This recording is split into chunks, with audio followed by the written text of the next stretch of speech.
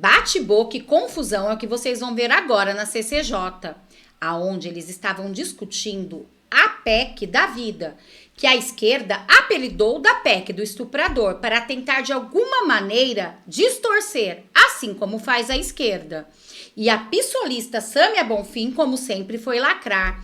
Deu bate-boca, confusão, e Dani Cunha colocou ela em seu devido lugar. Mas não foi só ela não. Maurício Marcon detonou com a pissolista.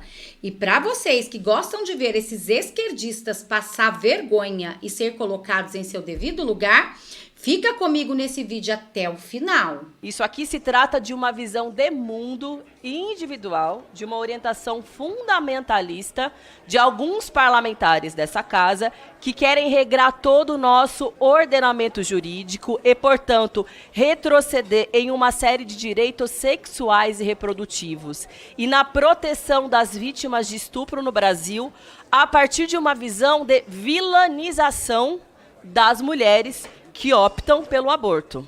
Mas essa mulher é vilanizada por vossas excelências. Mas eu vou dizer para os senhores, mesmo muitas das mulheres que hoje fazem aborto clandestino no Brasil, em função da proibição e da restrição, já são mães, querem ser mães, mas optaram por não levar adiante a gestação naquele momento por uma série de motivos que só compete a essa mulher.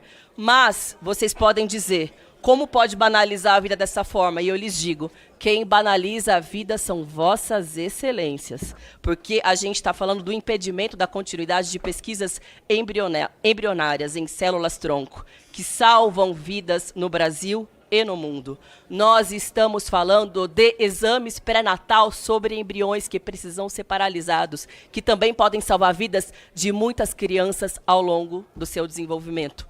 Portanto, essa PEC é uma atrocidade, é um crime, é um ódio às mulheres e é demagogia daqueles que dizem defender a vida. Na verdade, vocês querem controlar o corpo das mulheres a partir de uma visão fundamentalista e nós vamos lutar contra. E aí eles se dizem defensores da vida. Eu quero perguntar quantas vidas será que não foram salvas no Brasil com as pesquisas em células-tronco embrionárias, que, portanto, seriam impedidas,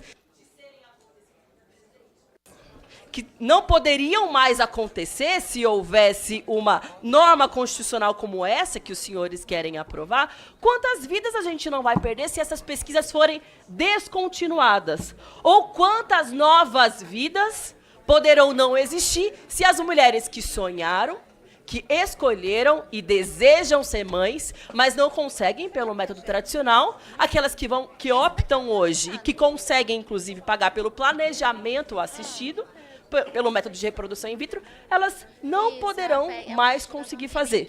É mentira, é hipocrisia, é a necessidade de controlar, sim, o corpo das mulheres, uma ótica fundamentalista, uma lógica religiosa moral própria sobre todo o regramento da sociedade. Muito obrigada, absurdo, é um retrocesso.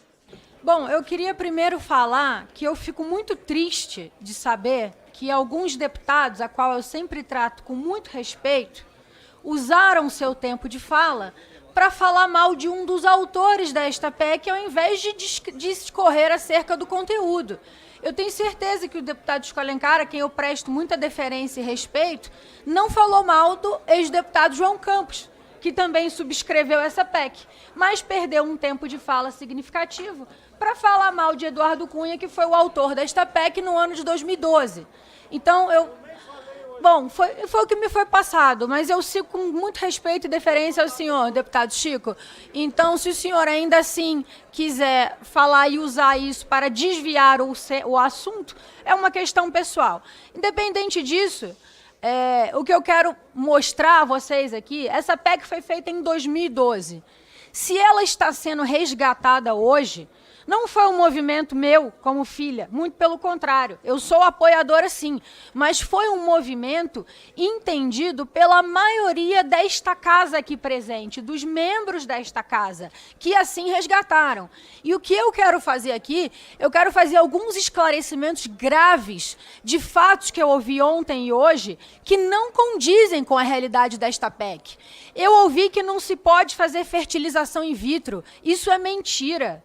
Eu ouvi que não se pode implantar óvulos ou congelar óvulos sequer. se essa PEC passar. Isso é mentira. Eu, filha do autor desta PEC, tenho meus óvulos congelados porque eu tenho uma dificuldade para engravidar e vou realizar uma inseminação. Assim como a minha irmã, outra filha do autor desta PEC, também realizou, por ter endometriose e uma rara gravidez, realizou o congelamento de óvulos e a fertilização usando da ciência, mostrando que a PEC não está aqui para atrapalhar a ciência. Ela trata apenas do conceito de que a vida começa após a concepção. A concepção pode ser realizada com métodos científicos no ser humano ou pode ser concebida naturalmente. Mas esse negócio de que não pode congelar óvulos, esse negócio de que não pode realizar inseminação artificial, isso é mentira. Isso é uma realidade do mundo moderno. Cada vez mais mulheres, principalmente mulheres mais velhas, eu tenho 37 anos, a minha dificuldade para engravidar é muito maior do que uma mulher de 20. Convenhamos. E convenhamos que não há demérito em eu congelar meus óvulos e inseminá-los no momento em que eu assim decidi ser mãe, tentar a minha jornada materna. Portanto, eu acho muito importante fazer esses esclarecimentos, porque nós não podemos aqui misturar as estações e assustar pessoas que desconhecem desse tipo de informação. Então, se essa PEC de 2012, de mais de 10 anos atrás, está sendo apreciada na CCJ de hoje, certamente é porque a população brasileira se manifestou. Nós temos uma população, em sua maioria, conservadora. E todos aqui podem acordar, porque os números falam por si só.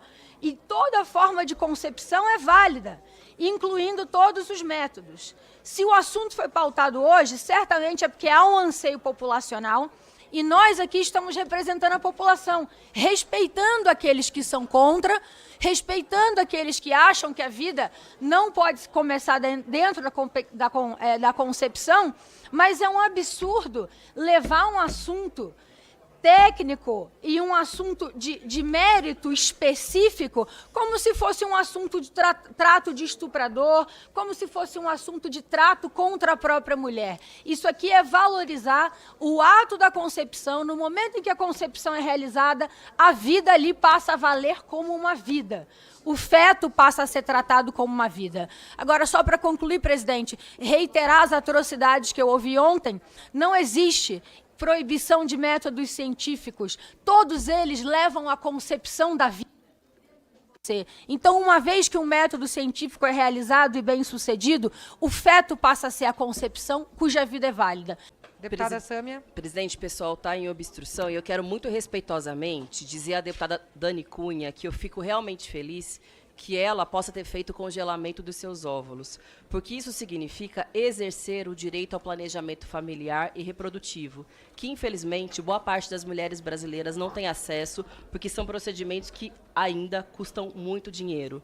Mas eu quero também, respeitosamente, perguntar a ela se no contrato que ela assinou com a clínica de congelamento de óvulos, quando fala a respeito do momento da fertilização in vitro que vai ser possível ser feita, se ela se atentou para o fato de que, naturalmente, muitos embriões são perdidos ou descartados nesse processo de tentativa de geração de uma fertilização num processo como esse. Posso responder?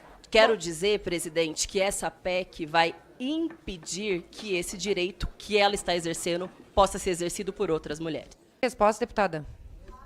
É evidente que quando eu fiz o meu congelamento, existe um contrato que o médico coloca, que ele, inclusive, oferece doação de embriões para quem quiser. Agora, como todo processo, inclusive de gravidez normal, existem as gravidezes não bem-sucedidas. Então, isso não é culpa do médico, nem culpa da pessoa que está recebendo um embrião. Pode acontecer de se perder.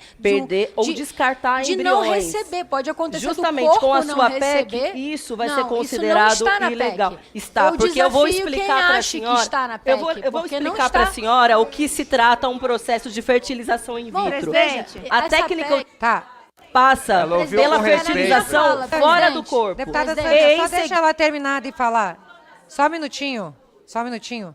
Deputadas, eu peço que as senhoras conversem extraoficialmente, que nós estamos num momento de orientação de bancada, tá? Vamos, então, passar para... Vamos, só um minutinho. Deputada Dani, 30 segundos que estavam faltando. Deputada... Muito obrigada, presidente. E eu justamente fiz questão de expor essa questão pessoal aqui para mostrar que essa PEC, que é uma PEC muito simples, aliás, uma das PECs mais simples que eu já li na minha vida, com pouquíssimas linhas, em momento algum fala de não se poder congelar óvulos, de não se poder fazer fertilização in vitro, porque são métodos de colocar um feto que, a partir do momento em que o feto for inserido, ele passa a ser considerado uma vida que começa desde a concepção. Formatos de concepção não estão nesta PEC. E eu sigo convicta nessa PEC. Mas eu gostaria de chamar a atenção do que está escrito na PEC, que foi o que alguns deputados tentaram trazer. O artigo que está sendo alterado é o artigo 5º da Constituição Federal, onde diz: todos são iguais perante a lei, sem distinção de qualquer natureza, garantindo-se aos brasileiros e aos estrangeiros residentes no país a inviolabilidade do direito à vida, vírgula, desde a concepção.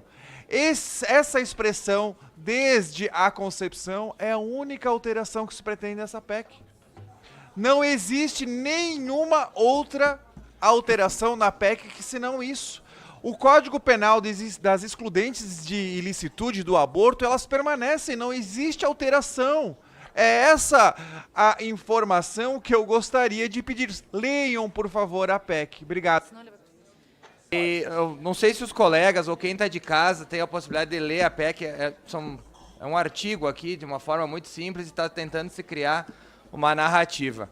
Mas a pergunta que fica é, normalmente, colegas Zé Medeiros, os veganos que não querem comer uma carne de um animal, porque isso seria um atentado, um horror, o fim do mundo, eles defendem que um bebê de até 9 meses seja assassinado no ventre de sua mãe. Esse é o nível do debate que a gente está tendo aqui. Existem várias correntes dentro da esquerda que defendem que um bebê só passa a ser bebê quando ele passa pela vagina de sua mãe para nascer. Antes disso, ele é só um feto, é um acúmulo de células ou algo do gênero. Defender a vida desde a concepção é defender o certo, é defender o que um cristão verdadeiro... E aí, gente, o que vocês acharam? Samia Bonfim realmente, né, passou vergonha. Ela mereceu, né, gente? Olhem o absurdo que ela disse.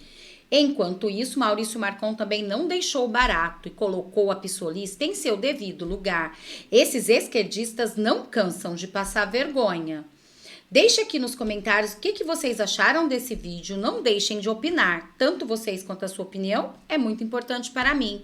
Também gostaria de fazer um convite muito especial a cada um de vocês. Se vocês são de direita, apoiador do presidente Bolsonaro e ainda não é inscrito no canal Folha Conservadora, eu te convido a se inscrever nesse canal e vir fazer parte da família de direita você também. Aqui você vai ser sempre muito bem-vindo. Desejo a você um dia mais que abençoado. Só não esquece de compartilhar e também deixar aqui o seu nome e a cidade que vocês estão falando para a gente se conhecer um pouco melhor. Para quem não me conhece, eu me chamo Renata e moro em Taubaté. Muito obrigada a todos. Até nosso próximo vídeo.